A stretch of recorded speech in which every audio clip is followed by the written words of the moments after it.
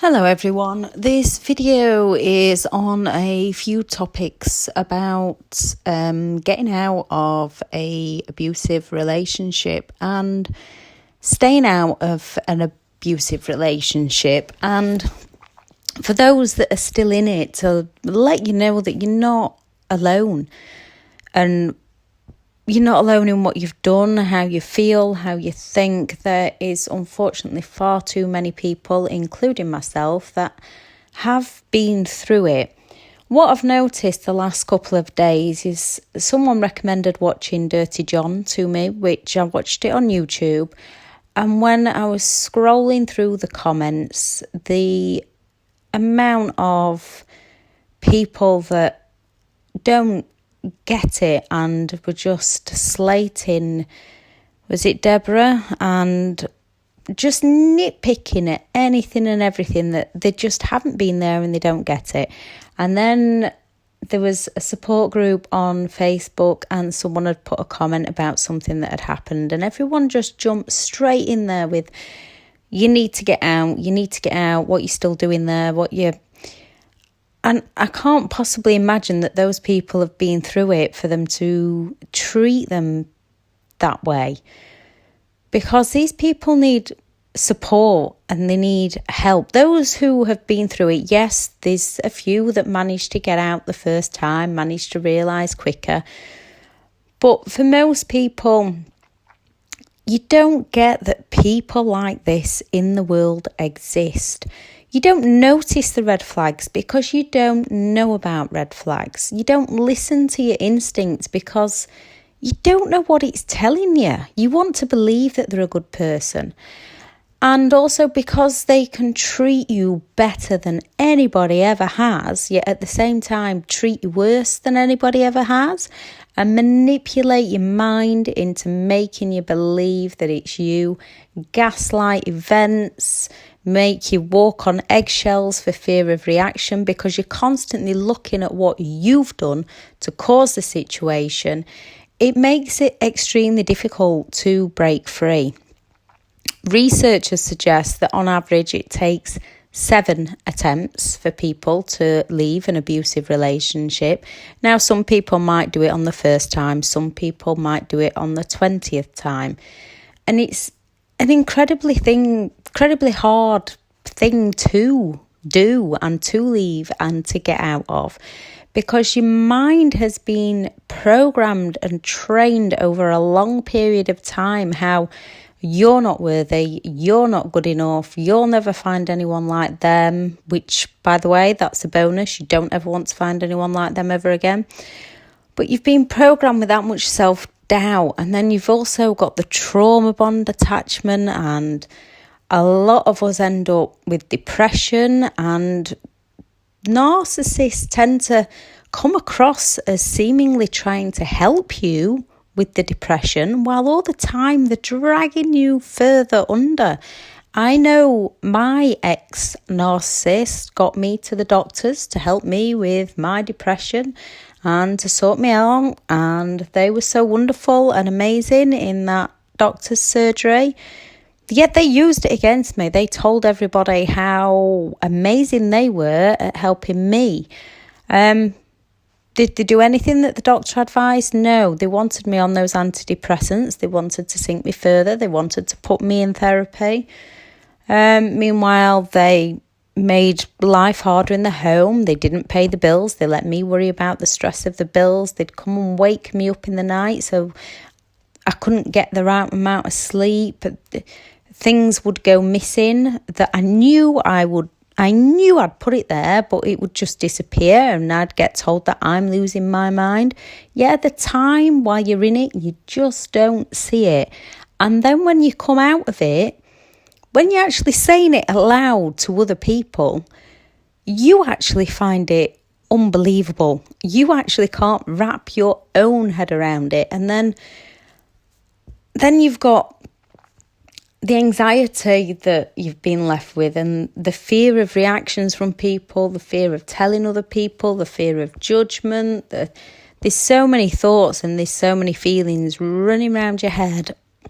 And then these people are jumping on there explaining how whatever they were, and they don't need this. What we need is people that are going to come together, that will speak out, that will make those people who have been through it not feel so alone and know that they're not the only ones that's been there, that the things they've done, the things they've said, the reactions that they've made, they're not alone in this, and that it's not them to blame. No matter what anybody does, no one deserves to be abused.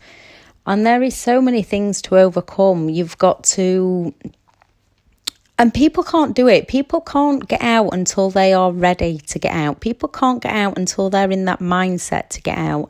And when some people get out, they lose everything. And the fear of losing everything, and the fear of starting over again, the fear of what the narcissist has said they will do to you, also keeps people trapped in that cycle of abuse. So they have to get to the point where they're that sick and tired of being sick and tired to make that step to get out. And then that journey of recovery begins, and people need to pick each other up and help each other out and lift each other up and support each other through it.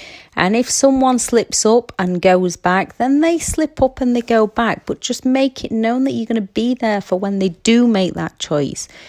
No contact. Yes, we need no contact, but we slip up. We make contact. We like to believe that there is a genuine, decent person in there. We want to try and help them. So when people jump down people's throats with, why have you contacted them?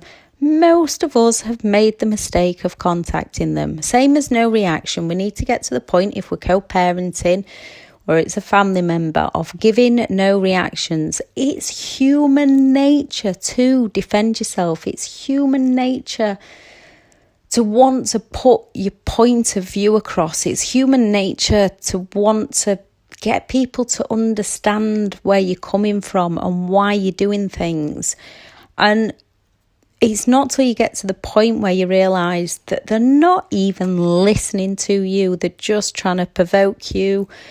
Until you get to that point, you can't stop yourself from doing it. And some people, proud of you, the ones that managed to do it first time and managed not to react and stay in no contact first time, you are an amazing person and a credit to yourselves, and that is powerful.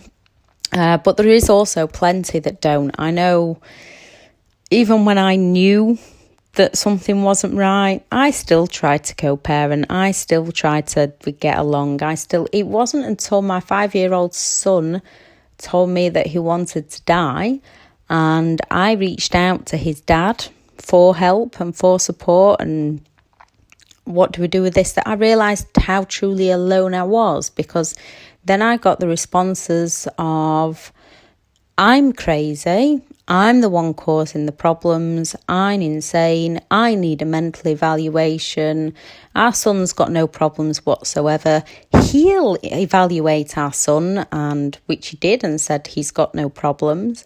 And I had to get over the guilt, and I had to get over of what part I'd played in that downfall of having a 5-year-old that was depressed and anxious, because I had played a part in that.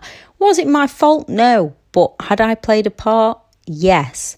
And I had to work on my mindset and become more of a positive person. I also had to work on my health set and my heart set so that I could be the better version of me and surround my son with the positivity that he needed, all while dealing with a narcissistic ex throwing every single problem they possibly could at me to knock me off balance, constantly having to pick myself back up and go again.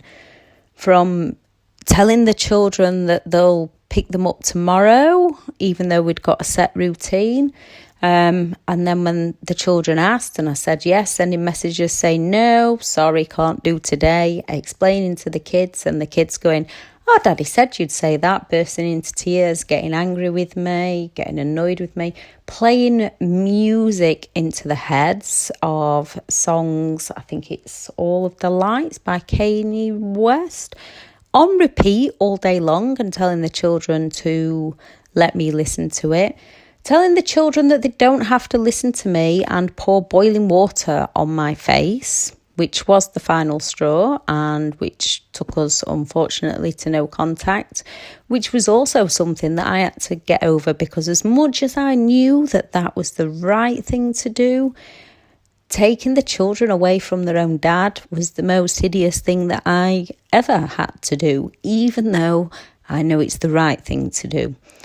So when they're coming at you with all the games they play, getting non-molestation orders out on you, phoning the police on you, and you stood there trying to explain to the officers that it wasn't you, that yes, you reacted, but they... And you know that it sounds crazy as you're saying it to people that don't understand. But for people who have been through it and people that do understand, they know you're not crazy. They know exactly how it feels, and they know you need all the love, help and support that you can get from anyone and everyone you can get. So recovery is about breaking free from them for a start, getting away from them and knowing that you can fill yourself back up, you can build yourself back up, and you can move on to a much happier, much more positive life. Changing your mindset around, going no contact with them, grey rock if the safeguarding issues aren't too bad, understanding that you need to raise your standards but lower your expectations of them. Understanding that they will never get it, they want to provoke you. They are like a puzzle with missing pieces, and every time you think you found that missing piece, they'll just take another one away from you. When they're throwing games at your direction, you've also got to understand that what you're seeing is not what you're getting. They're playing other games behind your back that you also don't understand. There's just constantly... They are so unhappy on the inside that they can't stand to see other people happy. They are so jealous and envious of others that they have to take other people down and bring people down to their level. So then you have to get to the not giving any reactions, which is hard, but once you get it. And I know I'd got to a point quite recently where I was doing very well, but then I have let some of the games they're playing affect me, and I've had a couple of bad days, and we're okay to have some bad days. You just have to pick yourself up and go at it again, and the majority of the time, I just let it bounce off me and don't think about what they're doing. And sometimes it does cut a little bit deeper because they know your weakness. They use your weakness against you. They've studied you, they've learnt you, and they will bring you down. So switching your mindset up, getting those positive affirmations in there, telling yourself that you are worthy, telling yourself that you do deserve better, telling yourself that you are special, creating that happiness, making dreams, thinking of your future plans. You need to start visualising where you want to be in 6 months from now, and you've got to start taking those baby steps to get you to where you want to be in 6 months. And even if you take a step back, that doesn't matter. You just go again, changing your heart set, learning to listen to that instinct. You can trust people.